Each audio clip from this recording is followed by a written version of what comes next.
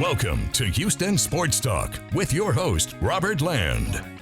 Thanks for checking into the best Houston sports podcast. And with the Rockets hiring Ime Udoka, it's the perfect time to bring in our Rockets expert, Frank from Rockets Chop Shop. Good to see you, Frank, and with some real optimism for the first time in a while. That's nice. You know, I'm curious, from your standpoint, was Udoka your number one pick from their candidates? Because Vogel and Nurse, not bad options either. No, not really. I'm not going to lie and say he was, but he was definitely up there. I had him in the same tier as Nick Nurse, who was my number one pick. And the reason I thought Nurse would be a great fit is because he has a longer track record of being an NBA head coach. All we really know about Udoka as far as his track record as a head coach is what that 1 year we saw in Boston. And Boston is a ready-made team that had guys that were already pretty much on their way to becoming, all NBA, all-stars, defensive player of the years and whatnot. So for our young guys, I thought, Nurse would be a great guy. We've seen him develop a lot of the talent in Toronto, but I am not displeased in any way, shape, or form. I think in some ways, Udoka is a better fit because of the age of our players. And I think he probably has a better chance of connecting with our players on a level that he can push different buttons that maybe Nurse was not able to pick. But no, I'm super excited. I almost shed a tear. It was to me, this is like the most competent thing that we've done probably in the entire since Tillman bought the team. So, I'm definitely happy that they were able to get Udoka. Yeah, I want to speak to one of the things that you brought up in just a second, but I want our YouTube viewers to get in the comments, tell us what you think of the Rockets' new head coach too. And Frank, it's easy to say the Celtics had a lot of talent when Udoka took over there, but people forget they were a 500 team the year before he arrived. Yeah, they were lost souls. If you guys remember the context of what that team was coming out of with the whole Kyrie thing. And I think he kind of alluded to it a little bit when he was describing what the dynamics on the team was, which was everybody thought they were that guy, right? You had Marcus Smart at that point, still not really buying into that point guard, set the table role and be a defensive player. He was really taking a lot of bad shots, and he still does, but back then, I don't know if people remember, Marcus Smart was a real hot topic with the Boston fans. The Jalen versus Jason thing, a lot of the fan base in Boston wanted one of them, Jalen Brown, traded away. They just seemed very redundant, and there was no hierarchy. Sounds familiar, guys? Brad Stevens is a great X and O's coach. And to me, he's very, very much like, I call him a white Steven Silas, right? Because they have a lot of basketball knowledge in their brain, but he's soft-spoken, and to be a head coach, to me, you have to be able to push certain buttons, especially when you're dealing with younger stars, younger athletes, and he just couldn't get them there. And the thing that Ime did, then this is why I said the fit for us is much be better. He challenged every single player. I mean, I've seen Ime Udoka cuss out Jason Tatum on the sideline of the games multiple times. When he's in the timeouts, everybody is fixed right squarely on him, and he commands a certain respect when he speaks. And it just, to me, those are the type of coaches that you want to lead, young men into battle. And what he did, he changed the culture over there. He made guys fit into hierarchy. Marcus Smart became the defensive player of the year, really under his tutelage, took a step back as a player and said, you know what, I'm not the best player.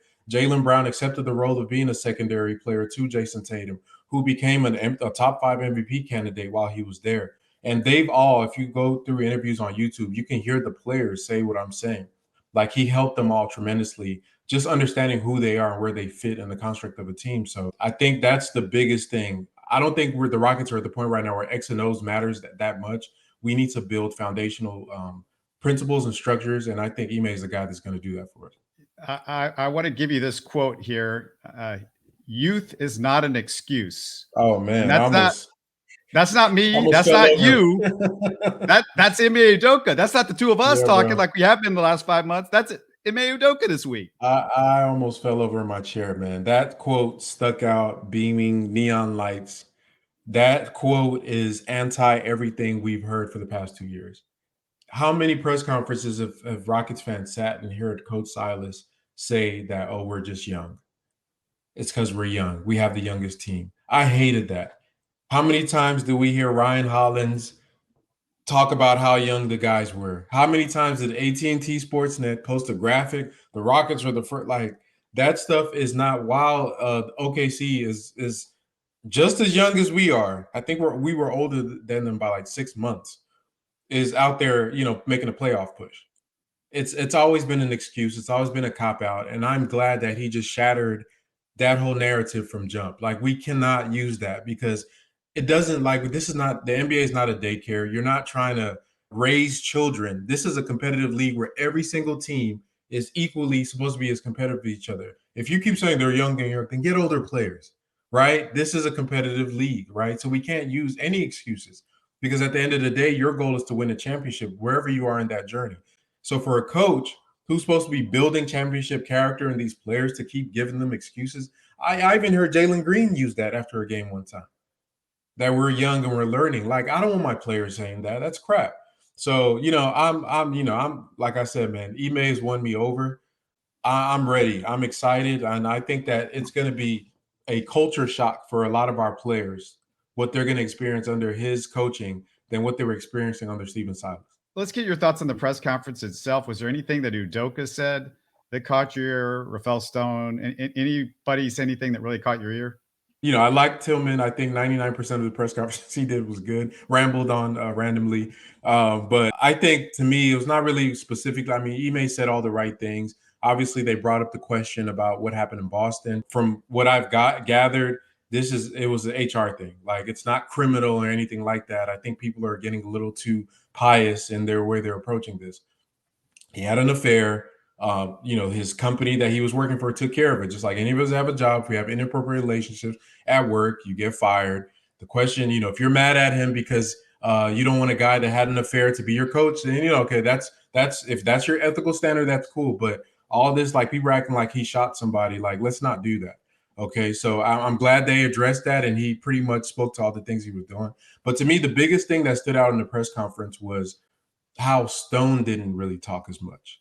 And the reason I'm contrasting it with Stephen Silas's press conference, where Stone interrupted to answer a lot of questions on behalf of Stephen Silas, which might have been a foreshadowing of what that tenure was going to be between the two of them.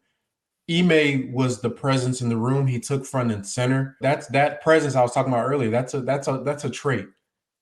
It kind of made Stone and Tillman spoke up a little bit more, but Stone was in the background where he belongs as a general manager.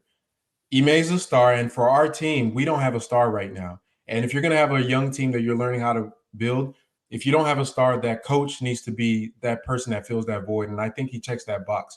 And that presence he had in that press conference, Rafael Stone was in the side where he belongs. He wasn't the one answering all the questions. They weren't splitting the time. And I think, to me, that's what I want to see from my head coach. You see the same thing with D'Amico Ryans with the Texans. There's a certain thing that these guys bring. And they said all the right things. I think Stone said some things. Tillman, he said a lot of things that I'm excited about. But overall, I just think Ime's presence in the room was where it really took away, in contrast to what Stephen Silas was like. Yeah, just real quick on Tillman's, you got to forgive if you're a Christian person, and it's true, and I thought the way he said everything around that, if you listen to it in context, there's nothing wrong with what Tillman said. And this guy didn't kill anybody. This isn't Bill Cosby out there doing stuff. Or Deshaun Watson or anything like that. Yeah, right? But I think there's more to it than right. just an affair, from what I understand, and maybe the way that he treated this person.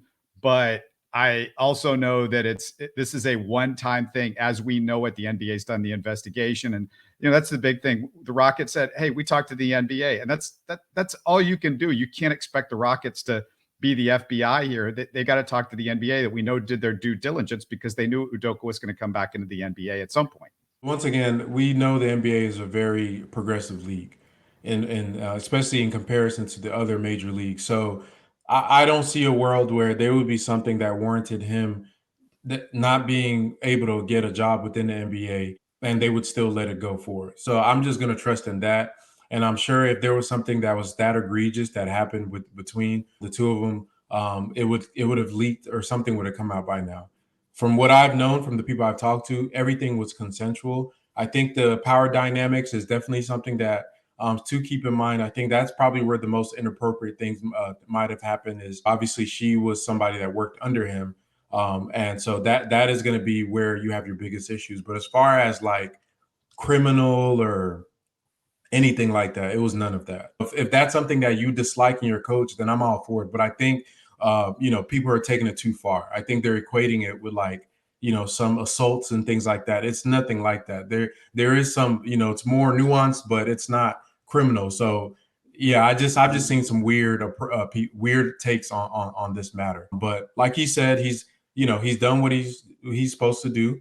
He's it's helped him grow, and I'm sure that he's hurt a lot of people around him. But to Tillman's point, I didn't like the way Tillman phrased it. I'm a Christian. I just don't think you should assume everybody's a Christian in the world. But the general point Tillman was trying to make is that people deserve a second chance. Like, do you want him to just go off and die somewhere? So I think this is a great story for Ime to come in here to Houston, work with us. We're at a low point. We got him on the low. So he is definitely a distressed asset. And it's a blessing for us to be able to get him in here. And I hope it is a great redemption story for him to come here and change a franchise that was trending in the wrong direction and bring us back to some sort of competence and relevance.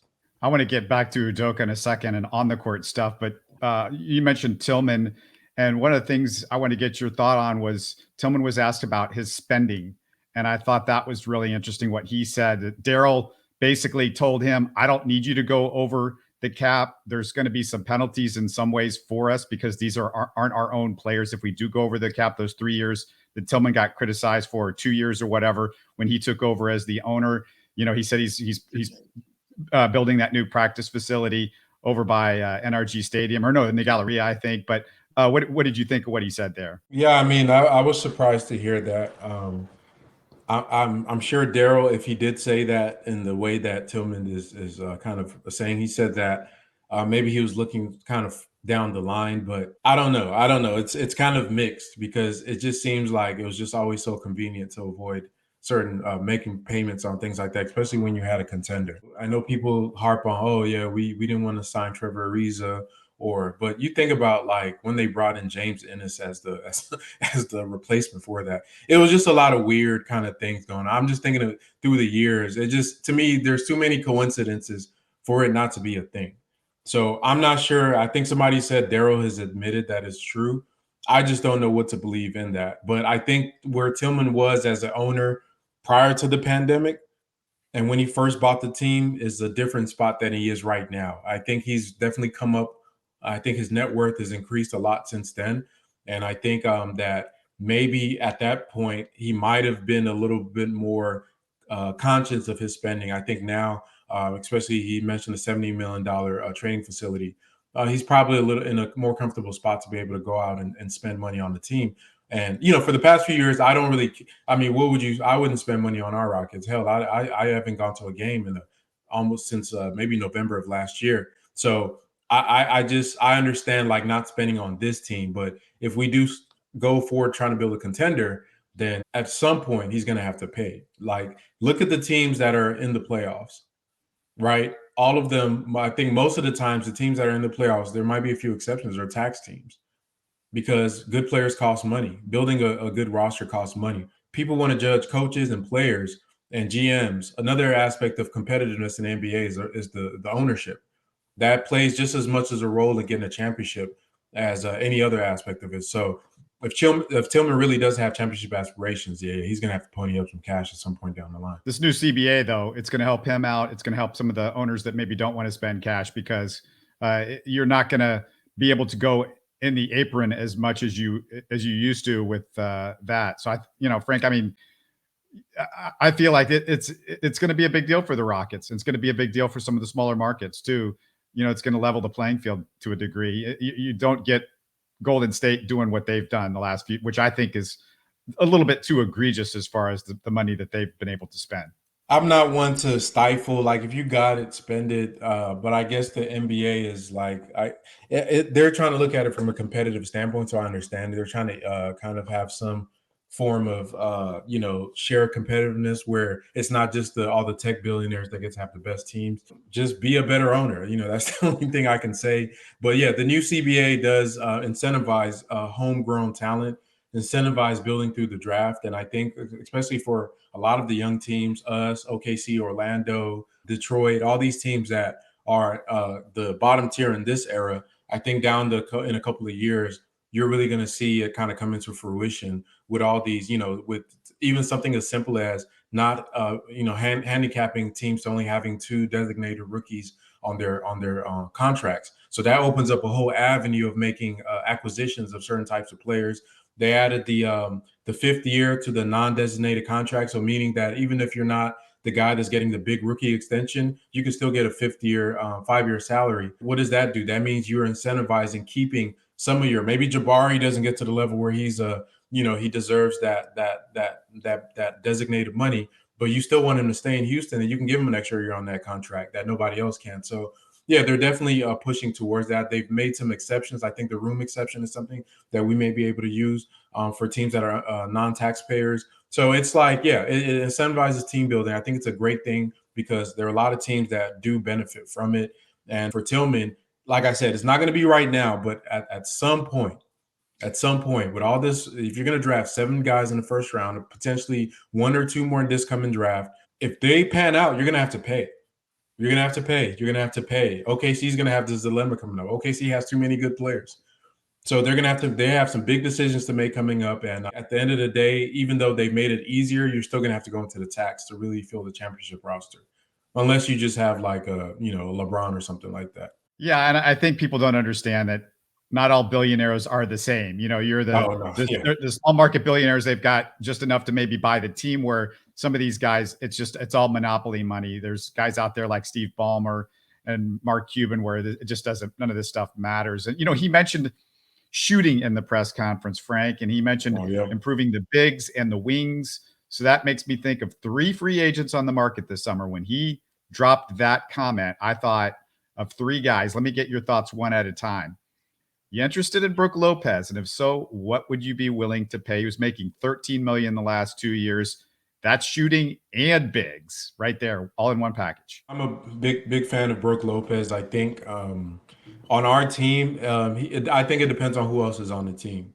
I think Brook would be a great big that you could play off of pretty much anywhere he spaces the floor.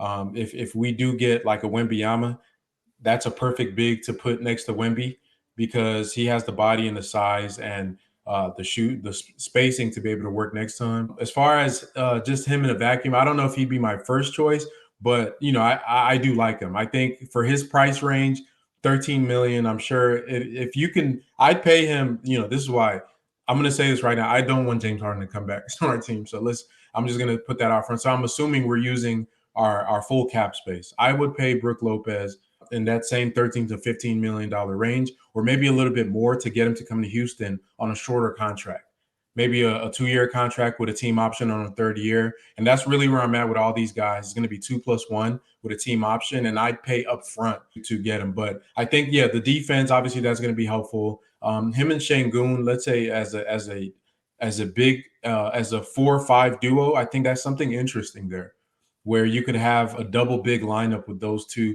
but I think that still would pose some issues. Him and Jabari would be interesting as well. So I think for me, my favorite center or big that's available, even though he's hurt right now, would be Naz Reid. I think you can get him for the $5 to $8 million range. He can space the floor. He's more versatile. Not a super elite defender as far as like a rim protector, but he does a lot of little things very, very well.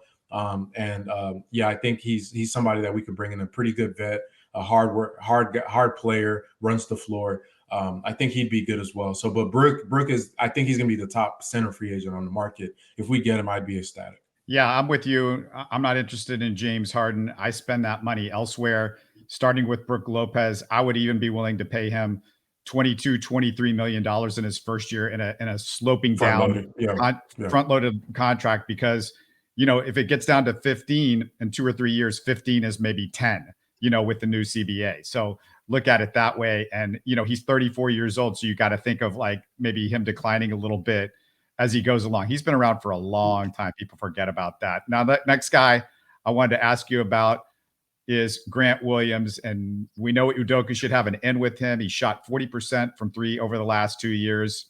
You want him? And if so, at what cost? Man, Grant is a great player to have. I think for us, I've when I listen to Bill Simmons about him, they always make jokes about how he's always like the rah-rah guy on the team, and the other older players are just looking at him like, and people don't, he's like 23, right? He's a pretty young guy. So he fits our timeline. He would be great. I would love, obviously the shooting's there, defensive minded, culture setter type of player.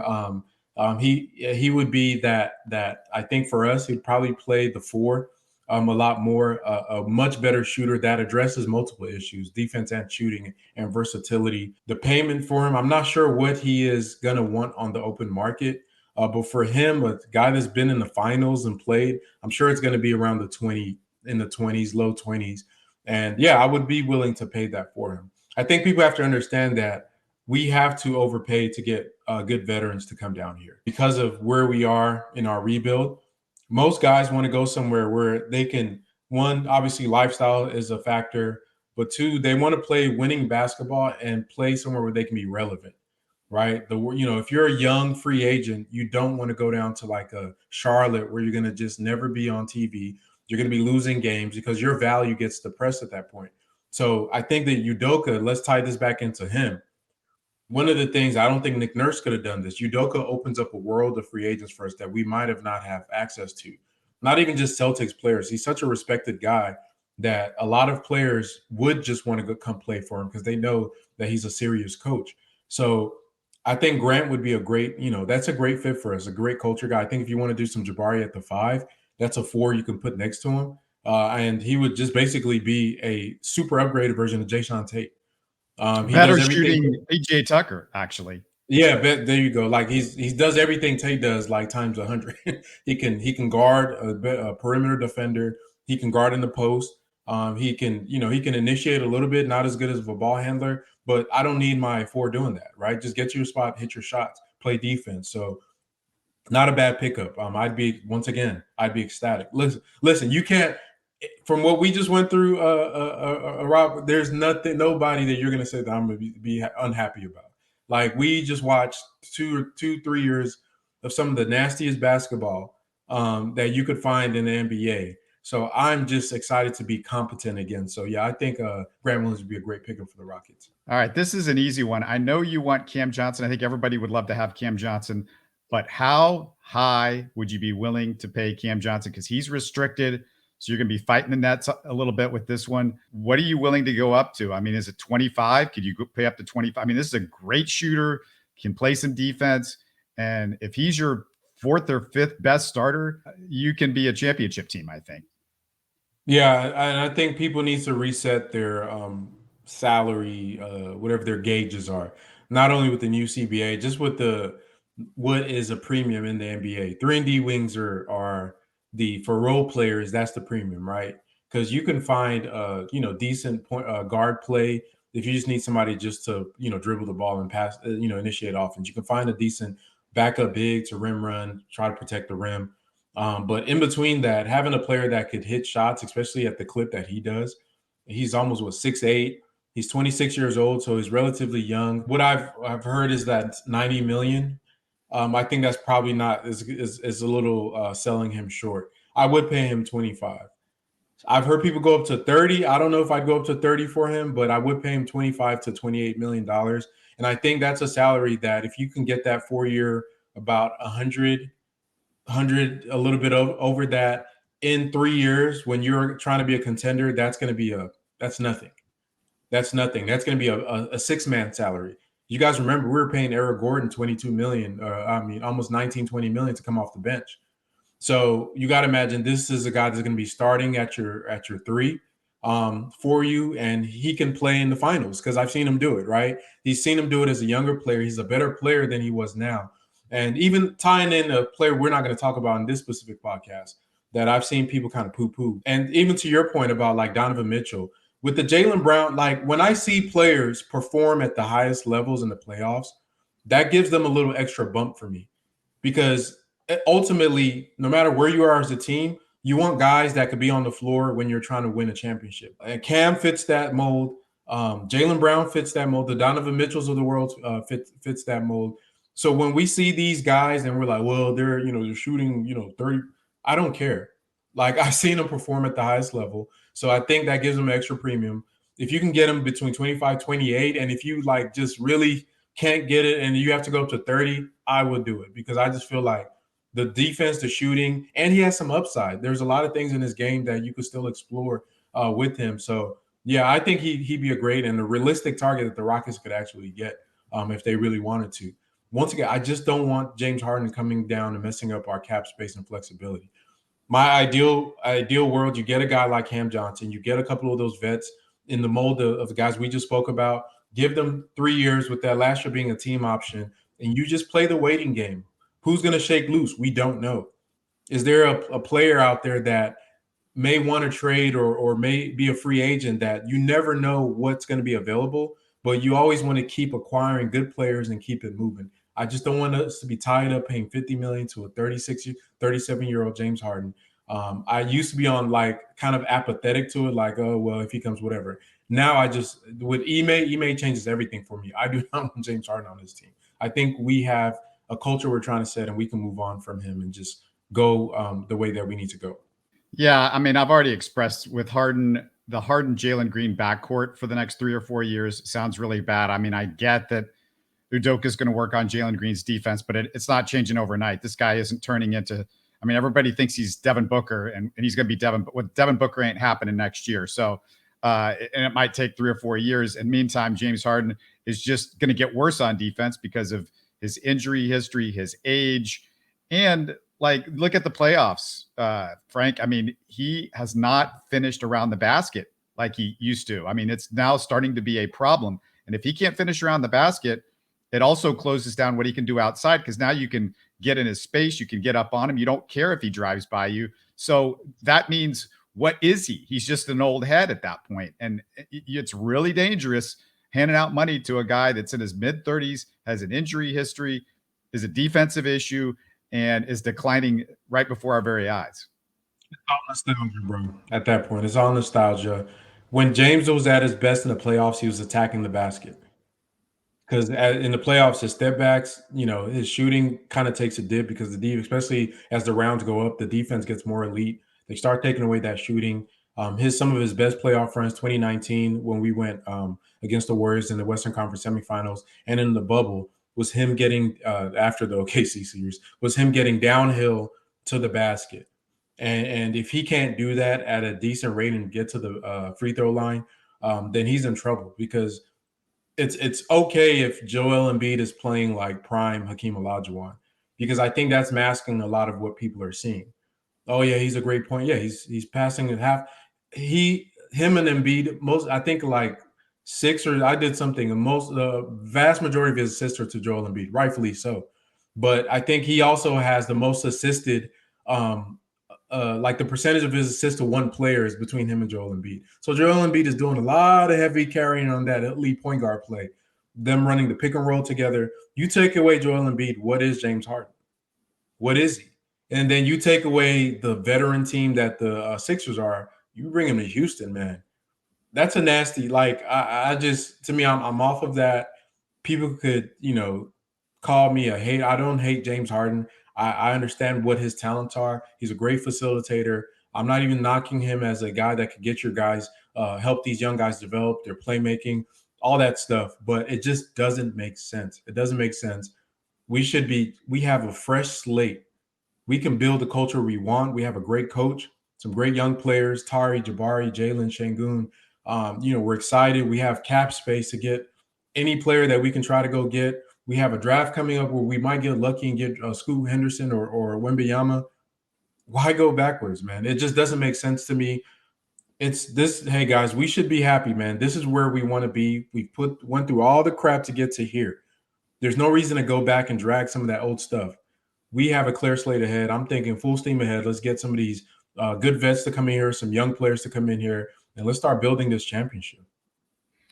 Yeah, one thing I think fans might have made a big deal about is Tillman saying all those nice things about Kevin Porter. Look, the kid was in the room.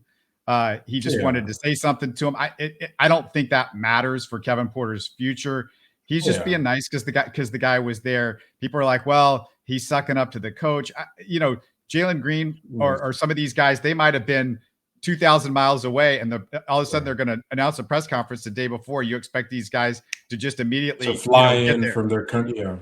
Yeah, that was weird. I think I'm actually I'm KPJ's really shown me a lot, and we've talked about this before. My challenge for him is if Ime coaches him hard and he shuts down, get him out of here. If he responds, then you might actually have a player there because all of these kids have been misguided. Stephen Silas did a terrible job establishing the baseline of what you have to do during the even though you are tanking culture, you can still build culture, accountability, all those things we've talked about over and over again.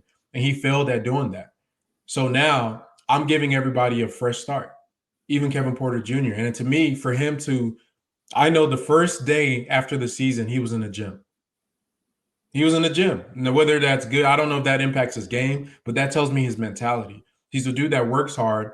A lot of his stuff may be misguided. He's young, I think the Ime thing might be the best thing for him if they don't trade him because he's also one of our most tradable assets on the roster.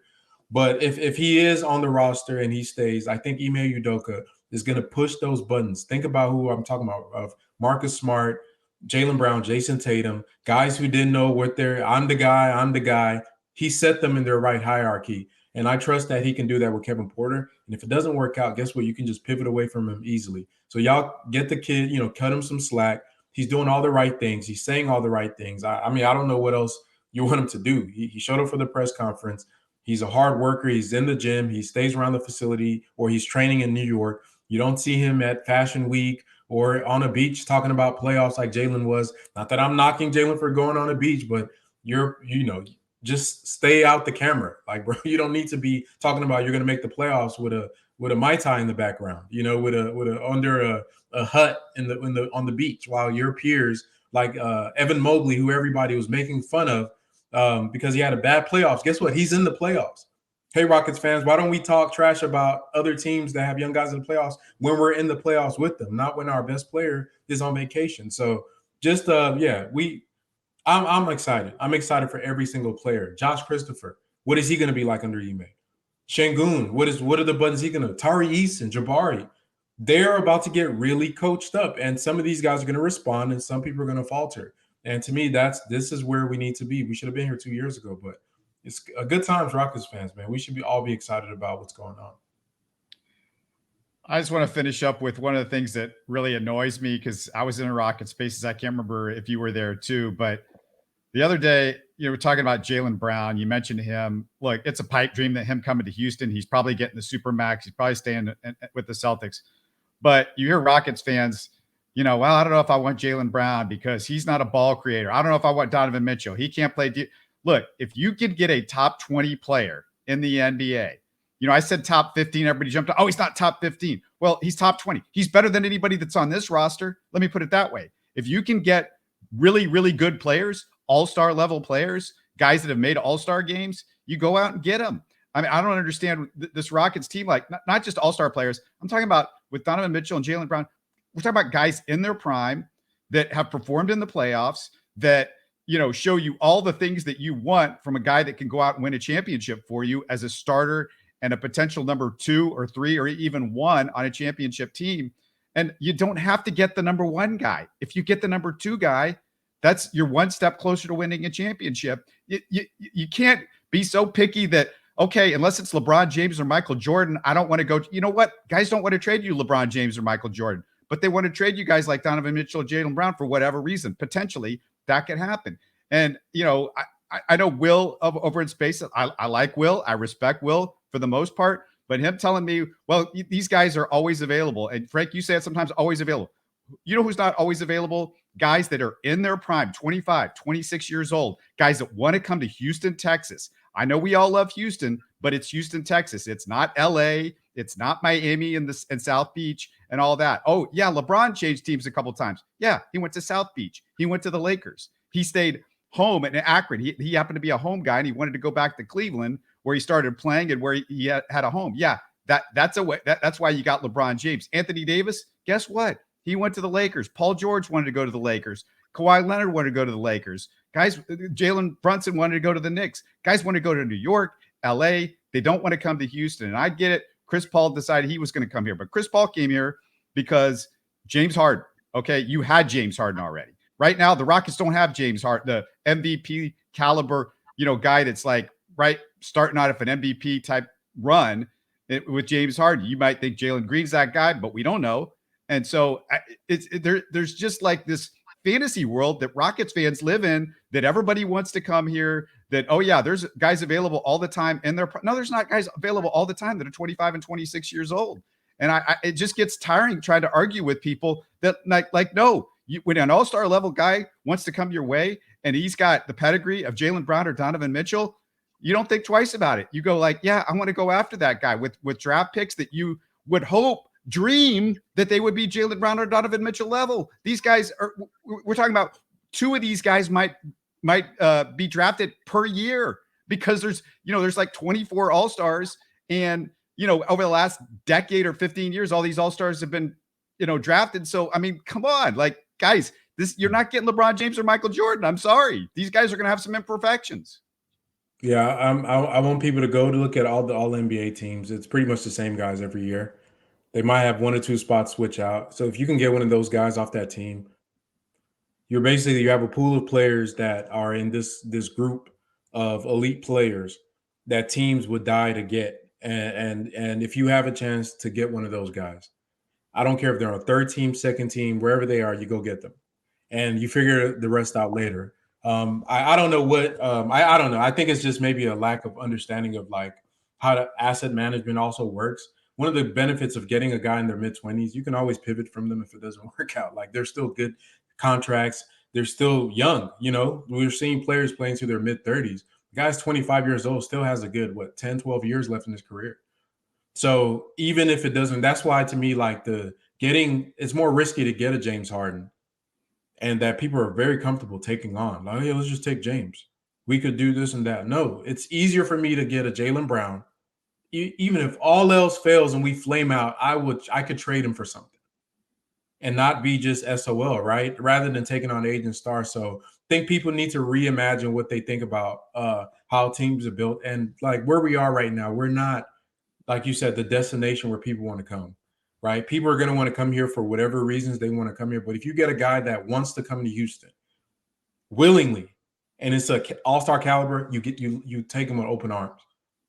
If any player wants to willingly come, if Jalen Brown says, I want to be in Houston, I would punt on our cap space this year just to accept him. That's how, like, if he says, I want to come, I'm side wink, wink, when I'm a free agent, let's say we don't even trade for him, I'm coming down to Houston, then you make that happen. Because at the end of the day, when we took a risk on James Harden, most of y'all, by those standards, would not even have accepted him as a type of player that you go in and try to build a franchise around, because guess what? You didn't know it back then.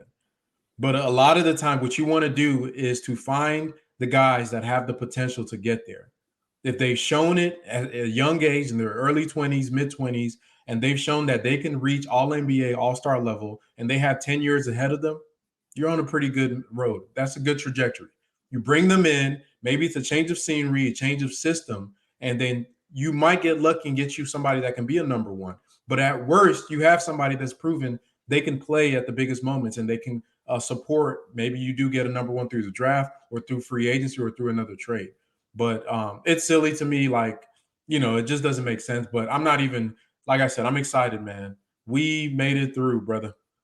All these podcasts we've done talking about the dumbest things that the coaching staff would do. I'm hoping we can just talk X's and O's, talk basketball this coming season, where we can actually evaluate what the Rockets are doing on the court instead of the post games and all this random stuff that goes on with the team. But yeah, I'm excited. It's we have the draft coming up, free agency. I mean, it's a great time to be a Rocket. And yeah, I think that we made the right choice as a coach, and I'm really excited to see how they formulate this team this year. Yeah, it's going to be fun to see what Udoka can do with this talent, because we've had all these criticisms with Silas. Now we're going to see if our criticisms were right. We're going to see what Udoka does and what's different about all that. Rockets Chop Shop, the place to go to find everything that Frank does. He's going to be putting out videos as the summer continues. I know you've got some stuff with Udoka and kind of what he brought, right? You have videos about that as well. Yeah. I did a post live after he was hired, but I'm going to do a deeper dive on him. Also look at some free agents. I think my next video will be looking at through each position, what are the top 5 free agents that we could look at that aren't really sexy names that everybody always says. But yeah, we'll definitely tap into the Chop Shop, Rockets Chop Shop, and we do still doing lives throughout the summer, so look out for those as well for the just live shows, live streaming. All right, pray for Victor. Thanks for doing this, man. Hey, pray for Scoot too. I wouldn't be mad at Scoot Henderson if he was a Rocket as well, but appreciate you, man. You're listening to Houston Sports Talk. Hey, don't forget to support us by subscribing and commenting on YouTube. You can always listen to us on Spotify, Apple, or your favorite podcast app. Tell your friends about us and share our show links on social media. Spread the word, everybody. Thanks for listening.